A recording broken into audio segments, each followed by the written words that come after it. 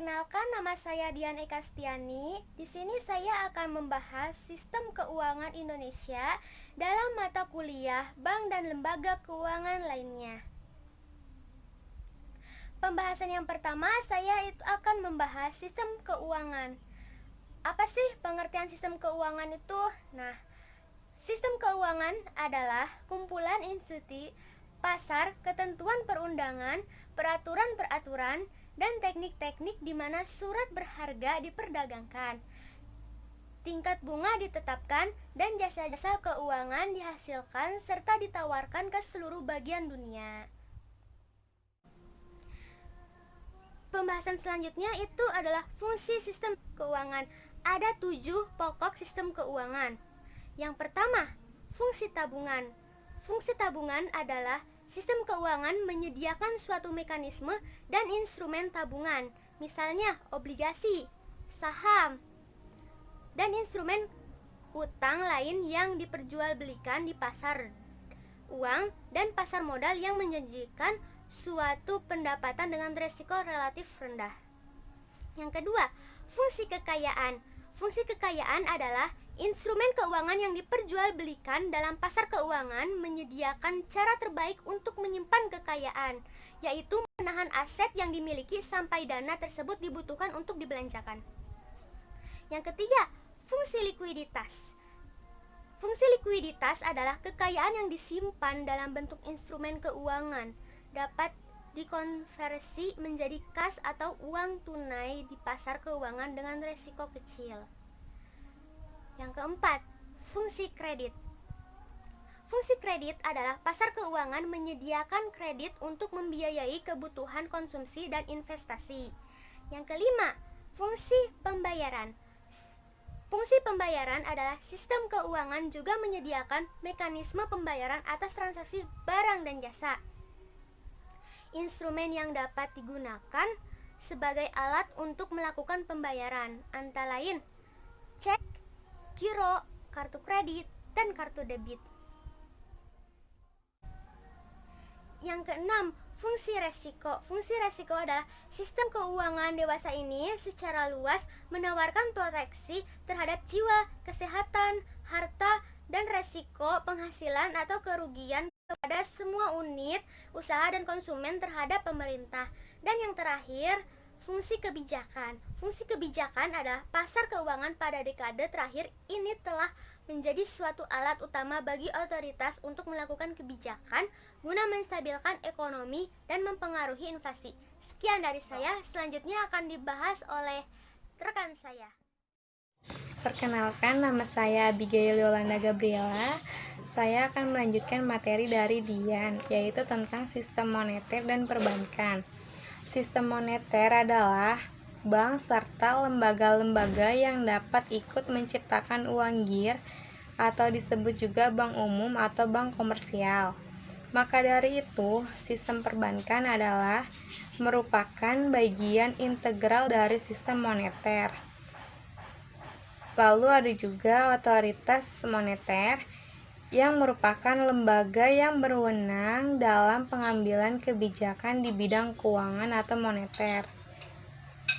Lalu ada juga fungsi pokok otoritas. Yang pertama ada mengeluarkan uang kertas, yang kedua menciptakan uang primer, yang ketiga memelihara cadangan devisa nasional, yang keempat mengawasi sistem moneter.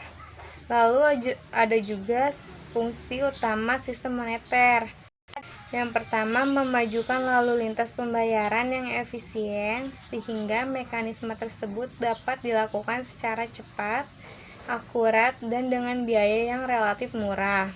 Kayak contohnya itu alat pembayaran dalam bentuk kertas seperti wesel, bilet giro, hingga ke elektronik seperti kartu ATM, debit, dan kredit, serta uang elektronik hingga ke wujud digital. Lalu yang kedua, sebagai perantara dalam usaha mempercepat pertumbuhan ekonomi. Yang ketiga ada mempertahankan tingkat bunga yang stabil dengan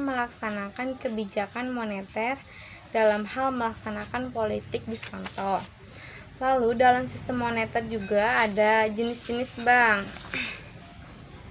yaitu perbankan di Indonesia berdasarkan fungsinya yaitu bank sentral, bank umum, bank pembangunan, bank tabungan, bank koperasi, dan bank pengkredit rakyat. Sedangkan beberapa negara dikenal pula investment bank atau mortgage bank. Kalau investment bank itu adalah bank yang kegiatan utamanya berkaitan dengan pasar modal. Contohnya kalau di Indonesia itu dilakukan oleh perusahaan efek. Sedangkan mortgage bank adalah bank yang berkaitan dengan pemberian fasilitas pengadaan rumah. Kayak kalau di Indonesia itu dilakukan oleh Bank Tabungan Negara. Kedua ada pengaturan dan pengawasan bank.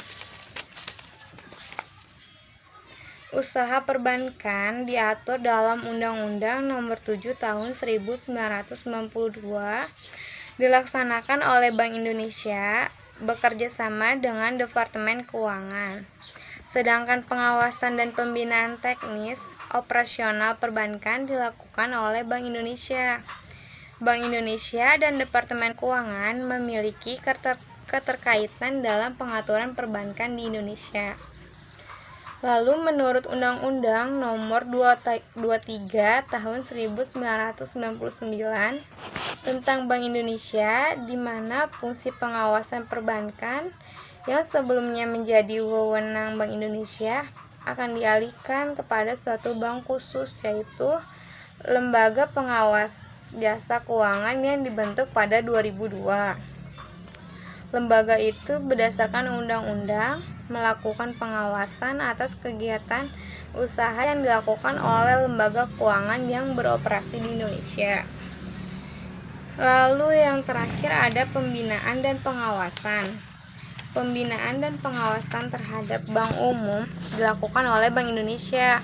Bank umum wajib memelihara tingkat kesehatan bank sesuai dengan ketentuannya, kayak contohnya kecukupan modal, kualitas aset, kualitas manajemen, likuiditas, rentabilitas, solvabilitas, dan aspek lain yang berhubungan dengan usaha bank, dan wajib melakukan kegiatan usaha sesuai dengan prinsip kehati-hatian dalam memberikan kredit atau pembiayaan berdasarkan prinsip syariah dan melakukan kegiatan usaha lainnya.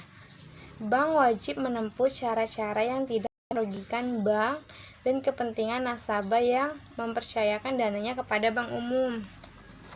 Selanjutnya, Bank Umum wajib menyampaikan kepada Bank Indonesia neraca dan perhitungan laba rugi tahunan serta penjelasannya, serta laporan berkala lainnya dalam waktu dan bentuk yang ditetapkan oleh Bank Indonesia.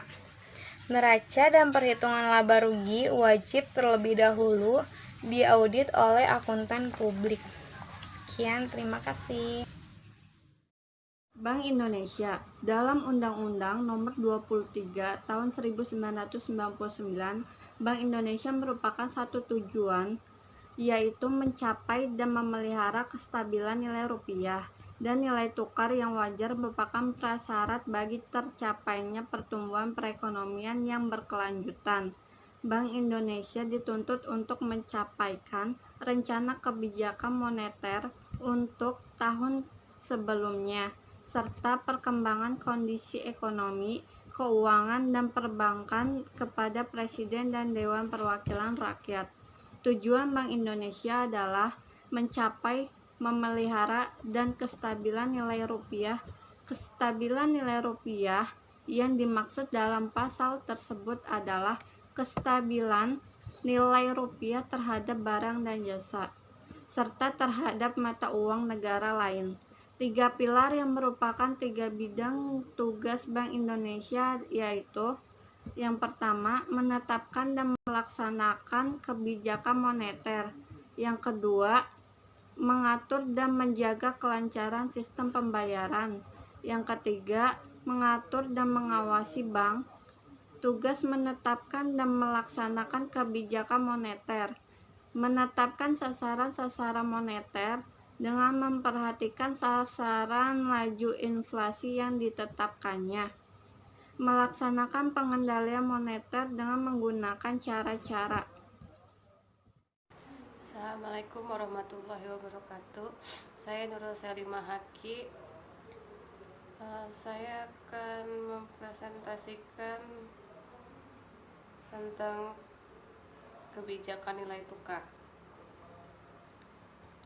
Bank Indonesia melaksanakan kebijakan nilai tukar berdasarkan kebijakan nilai tukar yang ditetapkan sesuai dengan sistem nilai tukar yang di antara lain berupa: 1. Dalam sistem nilai tukar tetap berupa devaluasi atau revaluasi terhadap mata uang asing.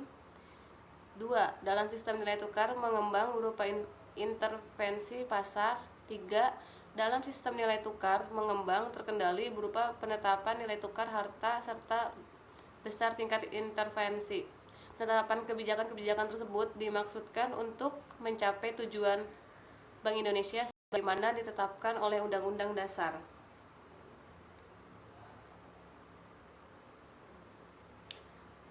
4. Kewenangan dalam mengolah cadangan devisa.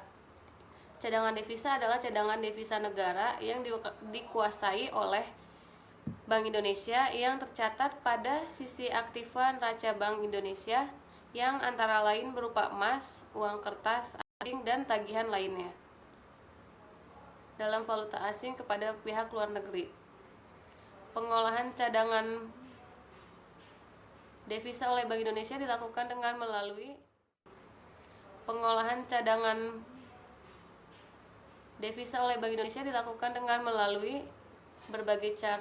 berbagai jenis transaksi devisa, yaitu menjual, membeli, dan atau menempatkan devisa emas dan surat-surat berharga secara tunai atau berjangka, termasuk pemberian pinjaman. Tujuan pengelolaan dan pemeliharaan cadangan devisa merupakan bagian tidak terpisahkan dari upaya menjaga nilai tukar.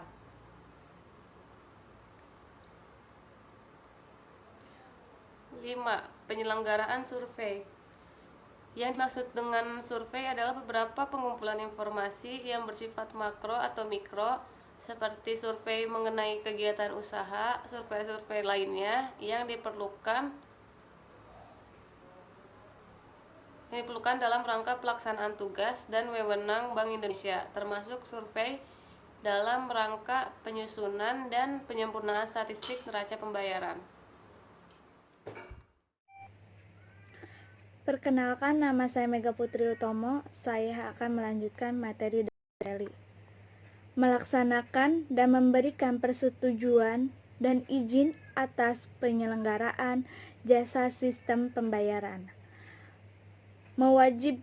Mewajibkan penyelenggaraan jasa sistem pembayaran untuk menyampaikan laporan tentang kegiatan, menetapkan penggunaan alat pembayaran. Berkaitan dengan kewenangan di bidang perizinan Bank Indonesia: A. Memberikan dan mencabut izin usaha bank. B. Memberikan izin pembukuan, penutupan, dan pemindahan kantor bank. C. Memberikan persetujuan atas kepemilikan dan kepengurusan bank. D. Memberi izin kepada bank untuk menjalankan kegiatan-kegiatan usaha tertentu. Pengawasan bank oleh Bank Indonesia berupa pengawasan langsung dan tak langsung. Yang dimaksud dengan pengawasan langsung adalah dalam bentuk pemeriksaan yang disusul dengan tindakan-tindakan perbaikan.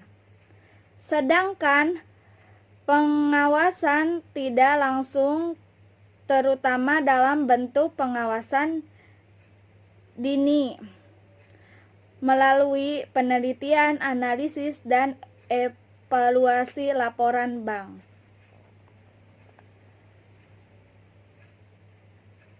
Next. Pengalihan tugas pengawasan bank. Tugas mengawasi bank akan dialihkan kepada Lembaga Pengawasan Sektor Jasa Keuangan independen yang dibentuk berdasarkan undang-undang. Tugas yang dialihkan kepada lembaga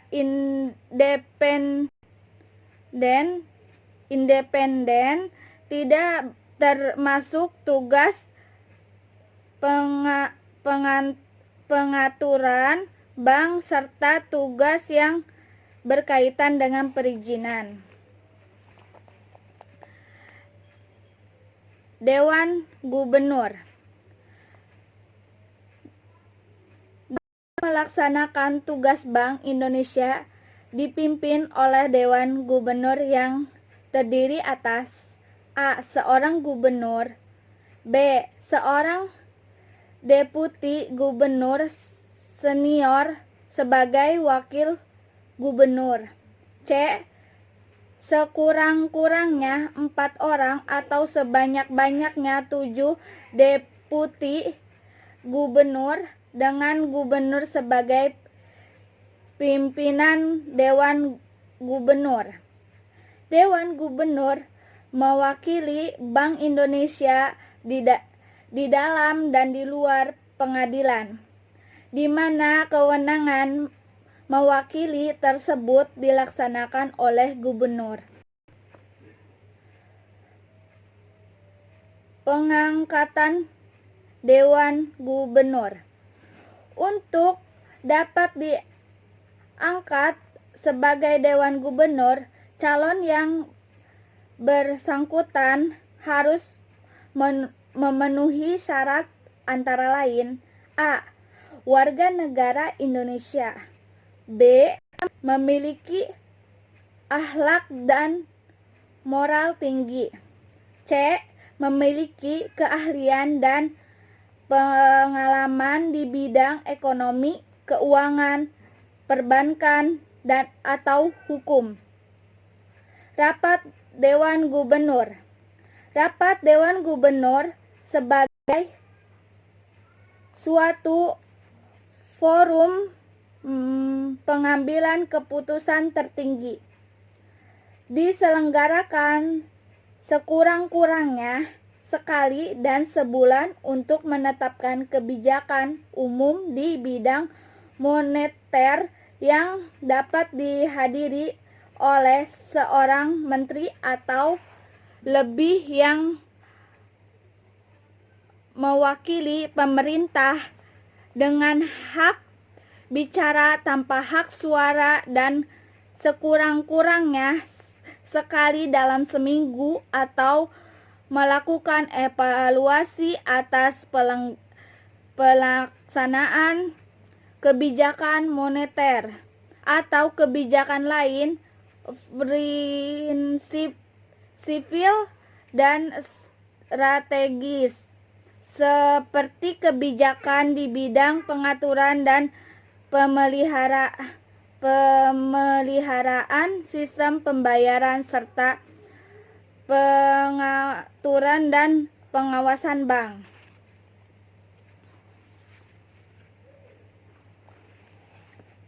Sekian dari kelompok kami. Terima kasih. Wassalamualaikum warahmatullahi wabarakatuh.